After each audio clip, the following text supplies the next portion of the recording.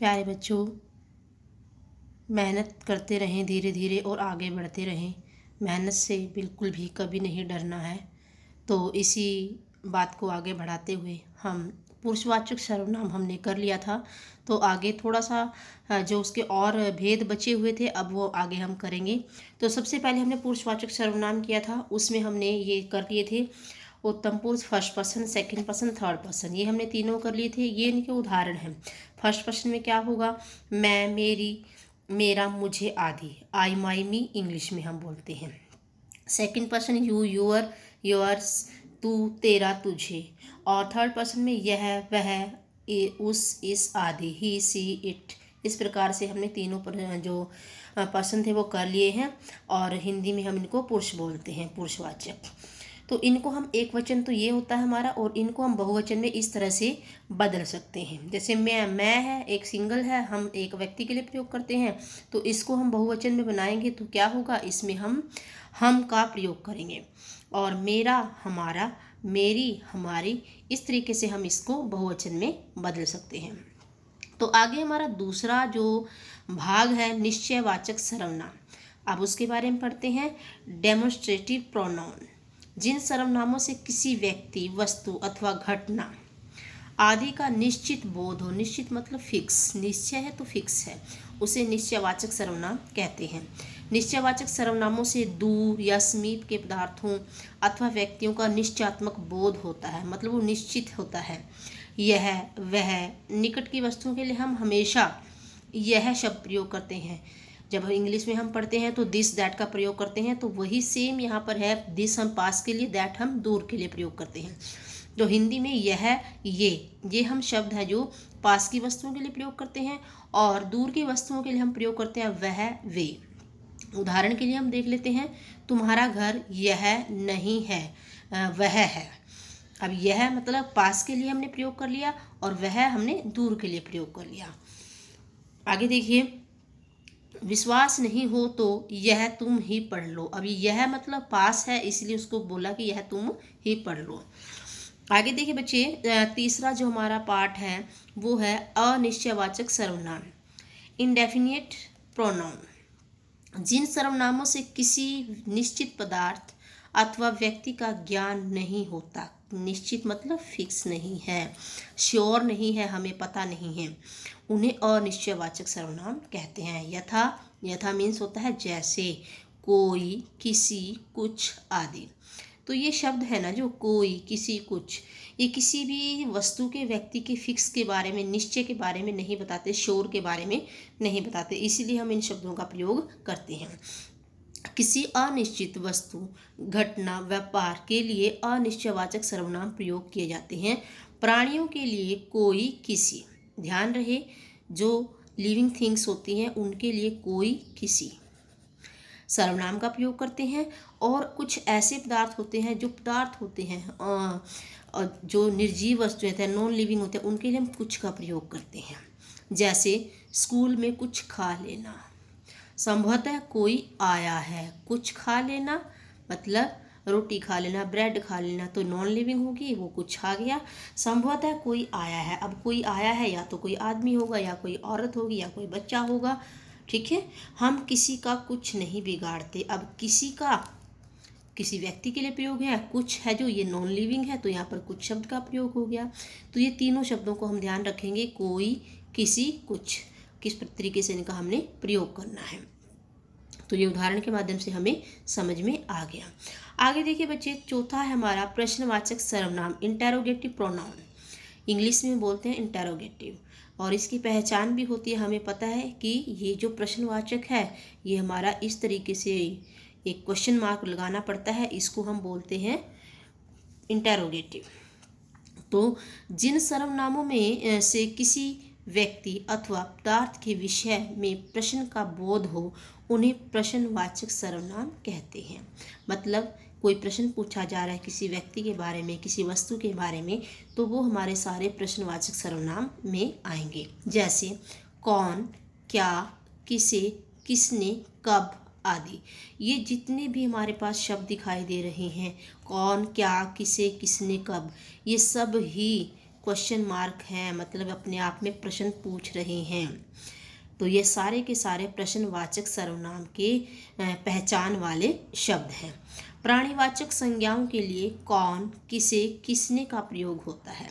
प्राणीवाचक होती हैं living things, सजीव वस्तुएं, और अप्राणीवाचक होती है नॉन लिविंग थिंग्स। तो इसमें देखिए प्राणीवाचक जो लिविंग थिंग्स होती हैं, जो सजीव वस्तुएं होती हैं, उनके लिए कौन, किसे, किसने का प्रयोग करना है, और अप्राणीवाचक होती हैं जो नॉन लिविंग होती हैं, उनके लिए क्या का प्रयोग होता है। जैसे तुम विद्यालय कब जाओगे। अब विद्यालय जाने के लिए कोई बच्चा है तो वो सजीव है, लिविंग थिंग है, तो उसके लिए कब, कब मतलब वहाँ पर टाइम पूछा गया है। तो आज तुम्हें क्या चाहिए, क्या चाहिए मतलब अब कोई वस्तु चाहिए उसे, तो वो हमें क्या का यहाँ पर अप्राणीवाचक का बोध करवा रही है। तुम किससे बात कर रही थी, किससे, ये किसी से बात कर रही थी, कोई व्यक्ति ही होगा, इसीलिए तो यहाँ पर किससे शब्द का प्रयोग हुआ है। ये प्रश्न पूछा जा रहा है कि किससे बात कर रही थी, ये पहचान है, इसकी क्वेश्चन मार्क आ रहा है, प्रश्नवाचक चिन्ह आ रहा है। ऊपर छत पर कौन दौड़ रहा है। अब कौन है, दौड़ने वाला कोई लिविंग थिंग्स है, वस्तु हो सकती है, बिल्ली हो सकता है, कुत्ता हो सकता है, तो यहाँ पर उसके लिए कौन शब्द का प्रयोग किया गया है। यह पुस्तक तुम्हें किसने दी। अब पुस्तक देने वाला कोई आदमी भी हो सकता है, कोई औरत भी, कोई बच्चा भी, तो वो सजीव है, लिविंग है, तो इसलिए यहाँ पर किसने दी। तो ये हमारा प्रश्नवाचक सर्वनाम हो गया। तो एक बार देख लेना, यह ध्यान से समझना, कोई बात समझ में ना आए तो आप मुझसे पूछ सकते हैं। आगे देखिए बच्चे, पांचवा है हमारा प्रश्नवाचक के बाद संबंधवाचक सर्वनाम।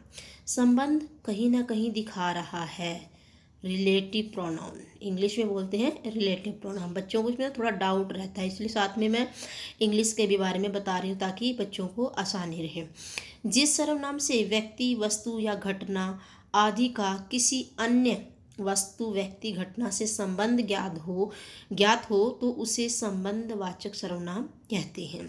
किसी वस्तु, व्यक्ति, घटना आदि का किसी अन्य मतलब दूसरी व्यक्ति, वस्तु, घटना से संबंध के बारे में जब पता चलेगा तो वो हमारा संबंधवाचक सर्वनाम होगा। जिन सर्वनाम शब्दों से दो अलग अलग बातों का संबंध प्रकट होता है अथवा जो प्रधान वाक्य से आश्रित वाक्य का संबंध जोड़ते हैं, उन्हें संबंधवाचक सर्वनाम कहते हैं। थोड़ा सा दूसरे सर्वनाम से थोड़ा सा अलग है, लेकिन इतना भी मुश्किल नहीं है। प्रधान मतलब मुख्य, जो हमारा मुख्य वाक्य होगा उसका संबंध है जो आश्रित मतलब डिपेंड, जो उसके ऊपर निर्भर करते हैं दूसरे वाक्य, उनके साथ इनका आपस में संबंध होगा, तो ये संबंधवाचक सर्वनाम कहलाएगा। जैसे जो सो, जिसे उसे, जिसे वही, वह जो, जिसकी उसकी, तेते जेती, जैसी वैसी, जिसने उसने, ये शब्द जोड़े में हैं। जब ये वाक्य में ऐसे जोड़े में शब्द मिले, मतलब जो करेगा सो भरेगा, तो जो और सो दोनों ही एक ही वाक्य में आ गए, तो इसका मतलब दोनों का संबंध दिखाया गया है। जो करेगा सो भरेगा, मतलब जैसा करोगे वैसा भरोगे, तो ये संबंध के बारे में बता रहा है। तो आइए थोड़े से उदाहरण के रूप में देख लेते हैं इनको। तो इनका प्रयोग है युग्म रूप में होता है। जो ये शब्द हमने बताए हैं इनका युग्म मतलब होता है जोड़ा, जोड़े के रूप में प्रयोग होता है। उदाहरण देखते हैं। जिसकी लाठी उसकी भैंस, ये देखिए रेड कलर में जो आपको अक्षर दिखाई दे रहे हैं, ये संबंधवाचक सर्वनाम के ही शब्द हैं। जैसा करोगे वैसा भरोगे, जिसने बच्चे को डूबने से बचाया है उसे इनाम मिलेगा। अब जिसने कोई व्यक्ति होगा, ठीक है, जिसने बच्चे को डूबने से बचाया है उसे इनाम मिलेगा। तेते पाँव पसारिए जेती लंबी सोर, यहाँ पर तेते और जेती ये दोनों का एक आपस में संबंध बता रहे हैं कि उतने ही पाँव पसारने चाहिए जितनी लंबी हमारी चादर हो। तो यहाँ पर देखिए दोनों एक दूसरे को संबंध दिखा रहे हैं, तो यहाँ पर संबंधवाचक सर्वनाम होगा। जैसी करनी वैसी भरनी, जो लाल अक्षर दिखाई दे रहा है वो सारे के सारे हमारे सर्वनाम हैं, संबंधवाचक सर्वनाम। आगे हमारा लास्ट वाला बचा हुआ है निजवाचक सर्वनाम, रिफ्लेक्सिव प्रोनाउन। जो सर्वनाम शब्द निज के लिए, निज मतलब होता है अपने लिए, स्वयं के लिए, प्रयुक्त होता है उसे निजवाचक सर्वनाम कहते हैं। हम इसे अपने लिए प्रयोग करते हैं, खुद के लिए प्रयोग करते हैं, तो यहाँ पर ये निजवाचक सर्वनाम कहलाएंगे। निज का मतलब ही होता है अपने लिए। तो इसका ये परिभाषा हुई और इसके उदाहरण देखिए, जैसे आप, अपने आप, स्वयं, खुद, निज, स्वतः आदि जितने भी ये शब्द आपको दिखाई दे रहे हैं, ये सारे के सारे शब्द हैं जो वो निजवाचक सर्वनाम की पहचान है। तो हमें अपना काम स्वयं करना चाहिए। इस प्रकार से ना वाक्य आ जाते हैं पेपर में बहुत बार, हमें अपना काम स्वयं करना चाहिए। यहाँ पर तो ये अक्षर हमें रेड कलर में दिखाई दे रहा है, हम आराम से देख से पहचान लेंगे कि ये निजवाचक सर्वनाम है। लेकिन अगर हम